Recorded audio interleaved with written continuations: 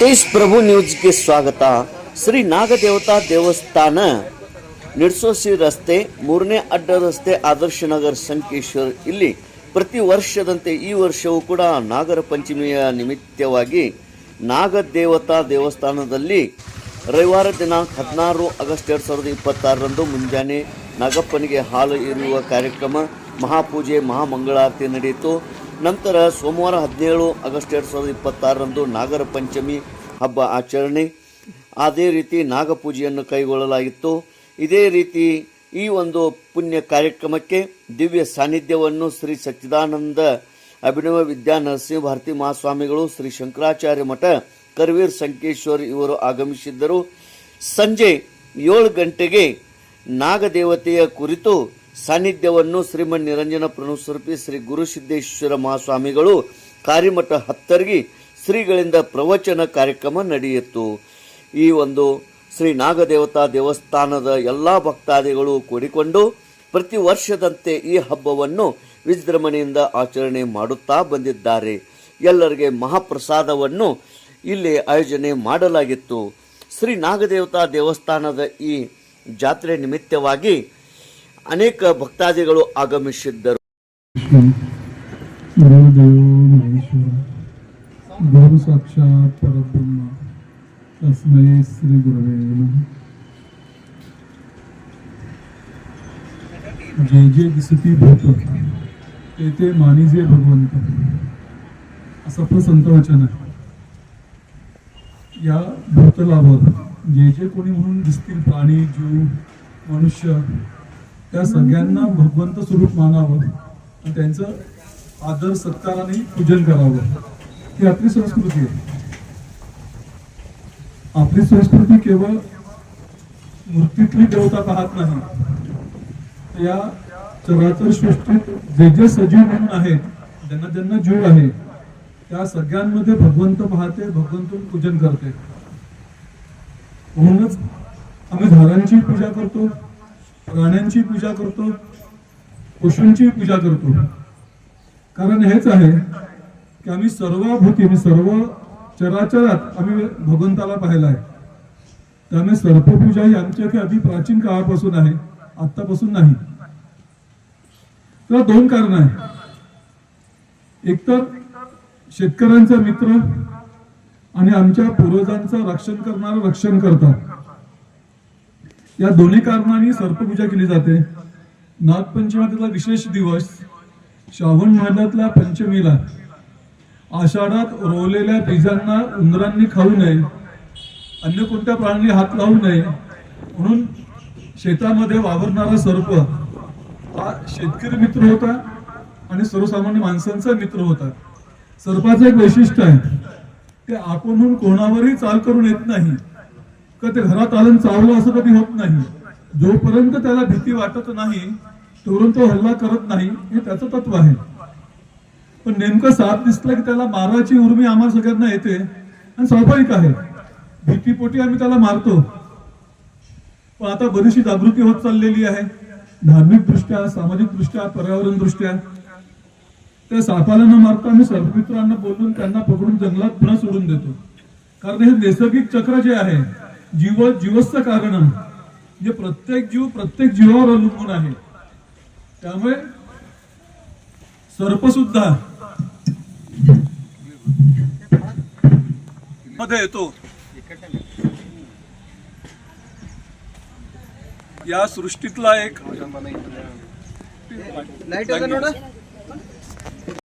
जीवावर अवलंबून आहे, काही जीव त्याच्यावर अवलंबून आहे. असं म्हटलं, पक्षी गरुड म्हटलं आपण तर सर्प खातो, सर्प उंदीर बेडूक खातात.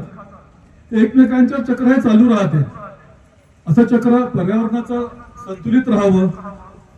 आणि आमचा देश हा कृषीप्रधान देश म्हणत असताना कृषीला उपयोगी असणाऱ्या प्रत्येक गोष्टीची पूजन आपण विशेषतः श्रावण महिन्यात करतो. महाराष्ट्रामध्ये श्रावण अमावस्येला पोळा असतो, आपल्याला आषाढात असतो, तर बेदर म्हणतो आपण. तर आपण बैलाची पूजा करतो, सर्पाची पूजा करतो.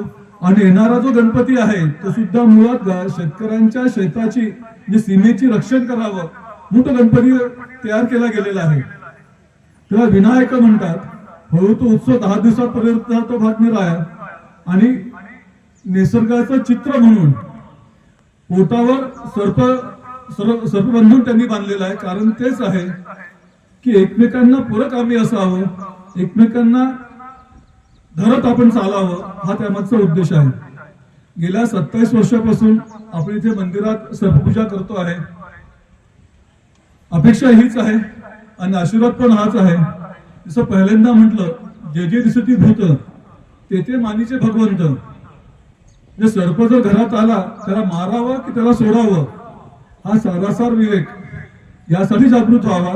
तो सुद्धा आमच्या या पर्यावरणातला घटकातला एक प्राणी आहे. त्याच्याशी आपण खोड काढू नये.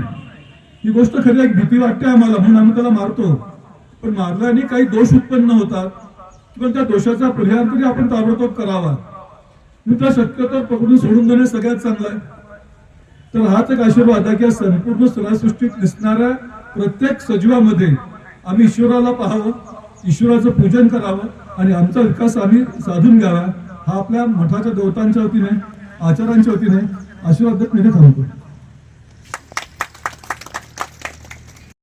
ಶಂಕರಾಚಾರ್ಯ ಮಠದ ಶಂಕರ ಸ್ವಾಮಿಗಳ ಆಶೀರ್ವಚನ ಕೂಡ ಇಲ್ಲಿ ನಡೆಯಿತು. ಪೂಜ್ಯರ ಆಶೀರ್ವಚನ, ಪೂಜ್ಯರ ಆಗಮನ, ಅದೇ ರೀತಿ ಹಿರಿಯರಾದ ಹಾಗೂ ವೀರಶೈವ ಲಿಂಗಾಯತ್ ಸಮಾಜದ ಅಧ್ಯಕ್ಷರಾದ ಅಪ್ಪಾಸಾಹೇಬ್ ಶಿರ್ಕೋಳಿ, ಮುಖಂಡರಾದ ರಾಜು ಸಾನೆ, ದೊಂಡಪ್ಪ ವಾಳ್ಕೆ, ವಿಜಯ್ ಸಂಬರ್ಗೆ, ಸುನಿಲ್ ಸಪಾಟೆ, ಸಮೀರ್ ಕುಂಬಾರ್, ಮಯೂರ್ ಕುಂಬಾರ್, ರಾಜು ಪಾಟೀಲ್, ಬಸ್ಸು ಲಬ್ಬಿ, ದೀಪಕ್ ಸಪಾಟೆ, ದೇಸಾಯಿ ಸರ್, ಚಿದು ನಿರ್ವಾಣಿಮಠ್, ಶ್ರೀಧರ್ ಲಬ್ಬಿ ಮತ್ತು ಈ ದೇವತೆಗೆ ಅಭಿಷೇಕವನ್ನು ಓಂಕಾರ್ ದಂಪತಿಗಳು, ಸುತಾರ್ ದಂಪತಿಗಳು ಈ ಒಂದು ಪೂಜೆ ನೆರವೇರಿಸಿದ್ದರು. ಪ್ರತಿ ವರ್ಷದಂತೆ ಈ ವರ್ಷ ಕೂಡ ಅತಿ ಭಕ್ತಿಮಯ ವಾತಾವರಣದಲ್ಲಿ ನಾಗದೇವತಾ ದೇವಸ್ಥಾನದ ಈ ಕಾರ್ಯಕ್ರಮ ಜರುಗಿತ್ತು.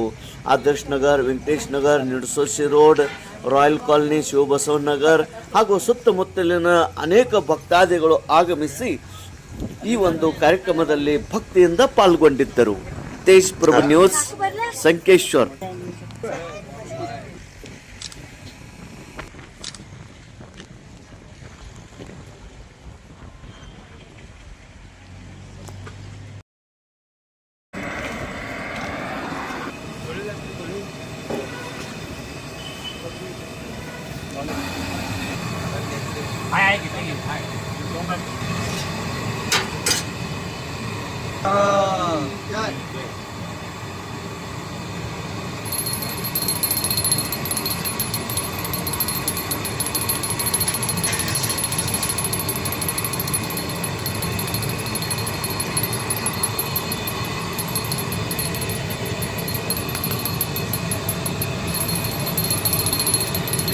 जगद्गुरु शंकराचार्य महाराज जय.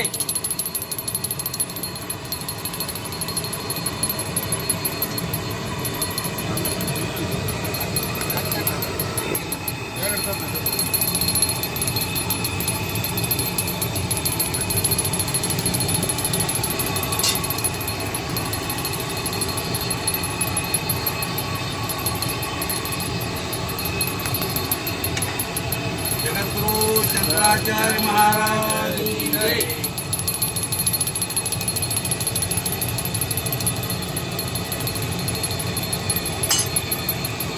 ಶ್ರೀ ಶಂಕರಲಿಂಗ ಶಿವಾಚಾರ್ಯ ಬಂದು ಆಗಮಿಸಿದ್ದಾರೆ. ಬಂದ ಭಕ್ತರಿಗೆಲ್ಲ ಧನ್ಯವಾದಗಳು.